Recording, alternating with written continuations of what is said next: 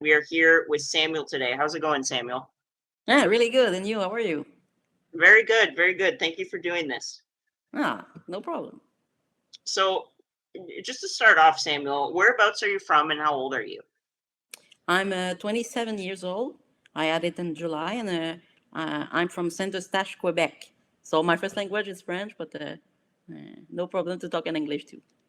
Very good, very good. It's nice that you're bilingual because I have a French last name, but I do not speak French, unfortunately. I wish I did.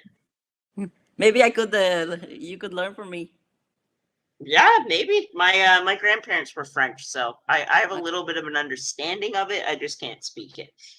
oh, So just to start off, Samuel, we're asking this question first just to kind of break the ice a little bit. What's a fun fact about you that you think is interesting that someone might find interesting about you?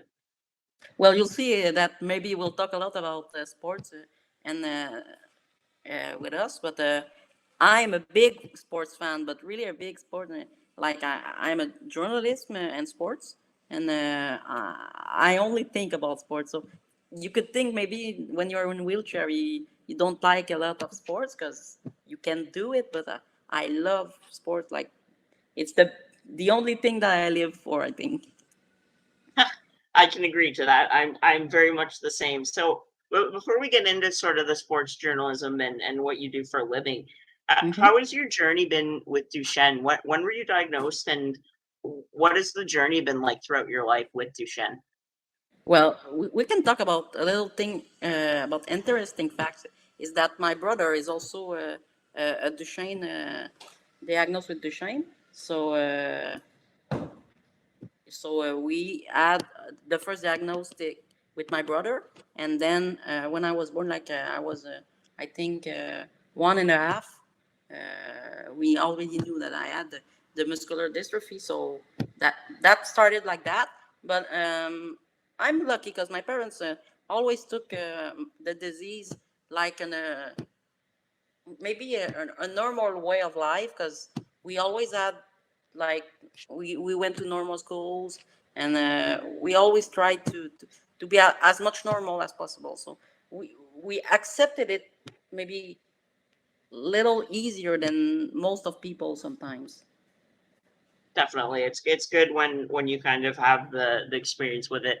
But I was telling Rochelle earlier, my mom worked in healthcare for a long time, Okay. so she took it better than most would. I mean, it's obviously not a very fun disability, as I'm sure you can attest to, but that's really good to hear that you had that support. And what was it like growing up with Duchenne? Like, was it easy to make friends? Did you have a lot of support?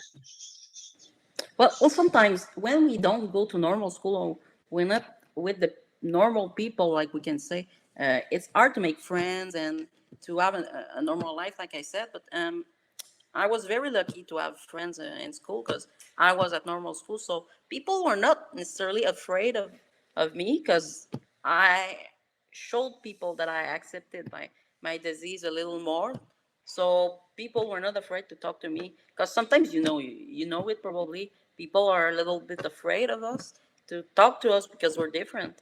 But my friends are I've always been very helpful. And like when I was at the secondary school, one of my friends was waiting for me uh, when I was arriving with the bus and everything like that. So to have a friend that is always with you is normal. All of people will be like that and maybe accept you even more. So I was very lucky with that. And my brother was living the same thing. He had normal friends and friends that were helping him. So it was the same thing. Yeah, definitely. I like to hear that. I had a lot of friends too, which really helped. And so, just getting into your job a bit, because I'm a huge sports fan myself, and I actually went to journalism school. I didn't really follow through with journalism, but what is your job like? Where do you work, and what is your role there? Well, I worked at the RDS. It's like the French channel for TSN. So I worked like for 6 months in 2016, but then uh, it was very difficult for the shift to because it was at night and on the weekend. So they couldn't keep me at the place. So maybe like 5 or 6 months later, I started my website called sportsaddict.com. Uh, and since then, I have my own website. It was a little bit hard to start it, but like in the last maybe year, I'm starting to live with it. So it's very interesting to start a website. And now that my project is working pretty well, so I've created my own job, and now for now it's really good. So I'm very happy. That's awesome to hear. What kind of sports do you cover on your website? Most of it maybe because we're in Canada, it's about hockey, but I'm trying to cover every sport the most possible way I can, and I'm going with what is going on in sports every day. So it would depends on each period of the year, but I'm trying to do every sports. Definitely, that sounds really fun. And what interests you most about sports? What are some of the aspects about sports that really intrigue you? I've always liked the way to reunite people in sports.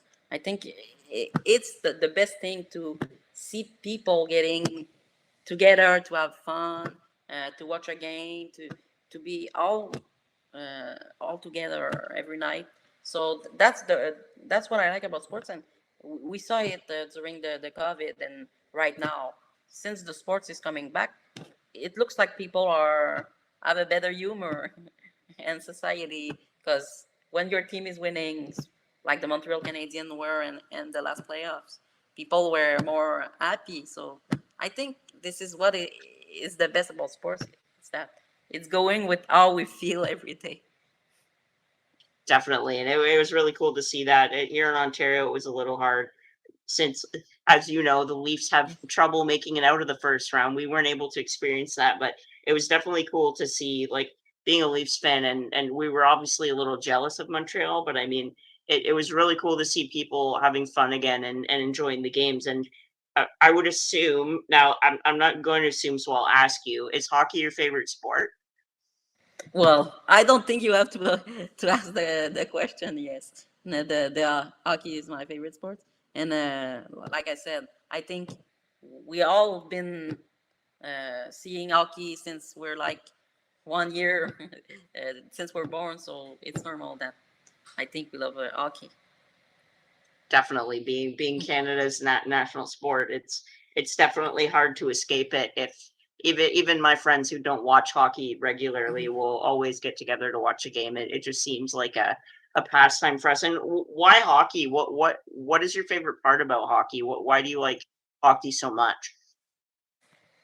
Well, I think that first of all, Montreal Canadiens are like a religion for people in Canada. So I think we're all conditioned to like hockey, and for me, it was the same thing. But at a certain moment in my life, I was liking a lot of football, more American football, and I have like the Eagles, my favorite team. So I was happy when they won it. I think they won the Super Bowl in 2018. So I was lucky to live it too. But I came back to hockey, and I think that, like I said, since we're born, we're seeing hockey. So it's like in Europe, they like soccer. So I think it's like normal for me to like hockey. Definitely, and just out of curiosity, who I know Montreal Canadiens are your favorite team. Who give me like your top three favorite players in the NHL? And the NHL, honestly, with the last playoff run, I think I would put Cole Caulfield in my top three. I don't know one first, second, or third, but I really like him. I could say maybe Taylor Hall.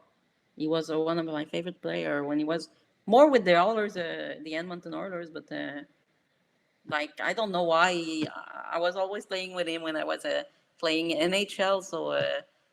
I don't know why he's one of my favorite player. And I could say maybe Nathan McKinnon is really fast. He's a good player, a good leader. He brings everything to the table. So I think he's a really good player that I really like too. And you, That's pretty give good. me your top three. Me, I'd say Austin Matthews. Just he's just been so good since he was a teenager. Like playing with men at 17 years old, and obviously being on the Leafs, it helps. Connor McDavid's up there. I know that's a Uh, little bit cliche, but I've been following McDavid. ever since Don Cherry talked about him when he was 13, 14 years old, I would try to find highlights of him. And then rounding out the top three, that's a hard one. I'd probably say Alex Ovechkin. I just love watching Ovechkin play. He's a Scoring tough guy. goals. He can score. He can do everything. And he wasn't always known as a good leader. It took him a while to become the leader he is, but he's always been one of my favorites. And then an honorable mention has to be Sidney Crosby, scoring the golden Yeah. goal for Canada in 2010 and being from the East Coast of Canada, which I believe the East Coast are the nicest people in our country. They're all so humble and such genuine people. And my Mhm. grandparents were from there, so I learned a lot about the lifestyle out east. Yeah. And so in terms of the working, Samuel, I know you said it was hard to work for a company, but you did start your own. What advice would you give to someone with Duchenne who's looking to either enter the workforce or start their own website like you did? Well, I think the secret is never to stop believing. I think you did a great job like that too. You have to believe in what you're doing and keep on working, because I know that with muscular dystrophy, it's always uh, even a step more to work to get where you want to be. So I've always dreamed of being a sport journalist, and I went to normal school. I went to the university and my program, and I'm now a journalist bachelor. So I've always tried to believe in my dream and do it. I know it's gonna be hard. Like I've always said, it's not gonna be easy every day, but you've got to believe in yourself, and it's working for everybody, not only for muscular dystrophy, but I think it's the most important secret for Duchenne muscular dystrophy. Definitely, I can agree. And on sort of the flip side of that, what would you tell a company looking to hire someone with Duchenne? I've been thinking a lot about this question, but I think that most of people who are working with us have to think that we can be as most efficient as any people, because we're passionate most of the time in what we do. So we're going to be doing the same job and the same efficiency. So uh, we can bring maybe something more to the company. And I think that when you believe in yourself, uh, they will feel that you're confident in you. So I think it's going to be easier to get a job like that. Definitely, I can agree. I think it really improves the dynamic of a company to hire someone with a disability. It just kind of opens people's eyes. And just to wrap up, Samuel, in terms of Duchenne, what would you tell someone about Duchenne who might not know a lot about it? Well, it's hard to understand our disease, because, like, when we were younger, we had friends that were not even understanding the disease, that it's getting sadly worse every year. So I think that uh, it's hard to understand. But when we start to explain it and to understand what we're living, most of the time people are going to accept it and be even more friendly with us. And that's what I've been trying to do, like I said, with my friends since I'm young. And I think that I've been very lucky with that. And maybe we're shy most of the time to show ourselves, show our life, but I think it's the best way to be accepted. Definitely, I can agree to that. Well, on behalf of Jesse's Journey, thank you to everyone for watching. We would appreciate if you could like and share this video on whatever social media you use. And thank you so much, Samuel, for doing this. We really appreciate it. It was nice to meet you and chat with you today. No problem. It's been a pleasure for me.